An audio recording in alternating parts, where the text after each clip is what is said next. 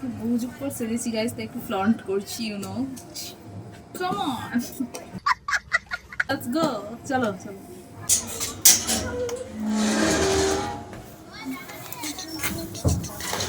পৌষ মাস মানেই তো চারিদিকে মেলার ছড়াছড়ি, প্রত্যেক বছরই ঘুরতে যাই। তবে এবছর যেহেতু মেয়ে ছোট, তো সেভাবে কোথাও ঘুরতে যাব ঠিক করিনি। তবে এদিন যেহেতু আমার বড়মশাই বাড়িতেই ছিল, তা ভাবলাম যে চলো একটু কোথাও থেকে ঘুরে আসি।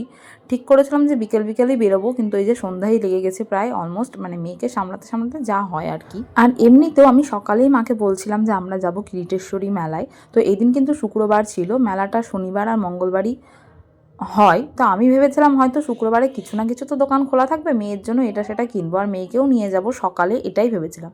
তবে মা পুরোপুরি বলে দিল যে না, মেয়েকে নিয়ে এখন কোথাও বেরোনো যাবে না, যেহেতু ও ছোটো, ওর ঠান্ডাও লেগে যেতে পারে। তো তাই ভাবলাম যে আমরা দুজনেই একটু ঘুরে আসি বিকেলবেলায়। তো মেয়েকে মায়ের কাছে রেখে আমরাই বেরিয়েছি, এই সন্ধে লেগেই গেছে অলমোস্ট। আর কারা কারা কিরিটেশ্বরী মেলায় এসেছে অবশ্যই কিন্তু কমেন্টে জানিও। আজকে তো হয়ে গেল, আর মাত্র একটাই বাকি আছে। আর এই সময় তো বড়দিনেরও মেলা চলছিল, রাস্তায় আসতে আমরা পড়লো দেখলামই। তবে এই যে কিরিটেশ্বরী যেহেতু যাবো ভেবেছি, তো সেই পথেই আমরা রওনা দিয়েছি। আর খুবই ঠান্ডা লাগছিল আর অলরেডি অন্ধকারও হয়ে গেছে। তো আমরা চলে এসেছি এই যে মেলার মধ্যে। তো এসে দেখি যে মেলা পুরোপুরি বন্ধই প্রায়, মানে দোকান সেরকম নেই, শুধু খাবারের কয়েকটা স্টলই আছে, মানে দোকানই আছে। তো এই যে মায়ের দর্শন করে নিলাম। আর যেমনটা বললাম, তোমরা কারা কারা এসেছো অবশ্যই কিন্তু কমেন্টে জানিও। এই সময় তো খুবই ভিড় হয়, মানে শনি আর মঙ্গলবারে প্রচণ্ড পরিমাণে ভিড় হয়।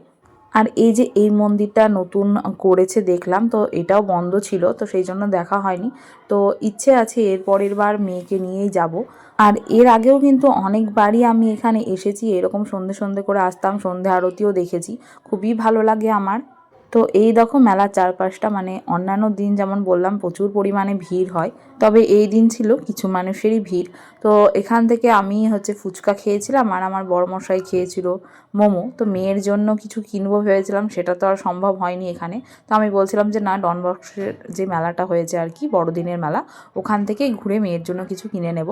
তো এই যে ফুচকা খাচ্ছি, মানে আমার মনে হয় ডেলিভারির পর আমি এইখানেই কটা ফুচকা খেয়েছিলাম, কটা বলতে কি ওই 10 টাকারই মাত্র ফুচকা খেয়েছিলাম। আর ও এখানে মোমো খেয়েছিল, মোমোটা ছিল মোটামুটি ভালোই। আর সত্যি কথা বলতে মেয়েকে রেখে ঘুরলেও না মনটা সেই মেয়ের কাছেই পড়ে থাকে, যে মনে হয় ও কী করছে, ও কী করছে। আর তোমরা তো জানোই মেয়ের মায়েরা মানে ঠিক নাতনিকেও ততটাই ভালোবাসে আর আগলে রাখে। তো সেই জন্য মায়ের কাছে রেখে আমি একটু ঘুরতে পারি। মেলা থাকলো, আমরা এখন দাঁড়িয়ে আছি।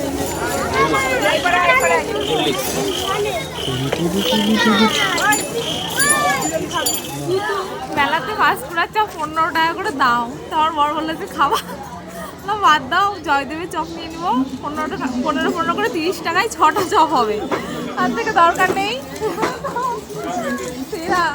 নিজের ফায়দা করতে এবার চলে এসেছি কুচনের চপের দোকানে, মানে ওই জয়দেব কাকুর চপের দোকানে। দেখো 30 টাকায় 6টা চপ পেয়ে গেলাম, 100 টাকা। তার মধ্যেই গাড়ি থেকে নামতে একজন আমাকে জিজ্ঞাসা করছে, এটা তোর বর? হ্যাঁ। আমার তো এখন অবাক লাগলো যে বরের গাড়ি ছাড়া কার গাড়িতে উঠে ঘুরবো আমি। তো এই দেখো মেলা থেকে আমার মেয়ের জন্য এইটাকে নিয়ে এসেছি, ও তো এটা দেখেই যাচ্ছে। আর একটা পুতুল নিয়েছি, এই যে এটা পুরো আমার মেয়ের ড্রেসের সাথে ম্যাচ হয়ে গেছে, এই যে সেম সেম মামা।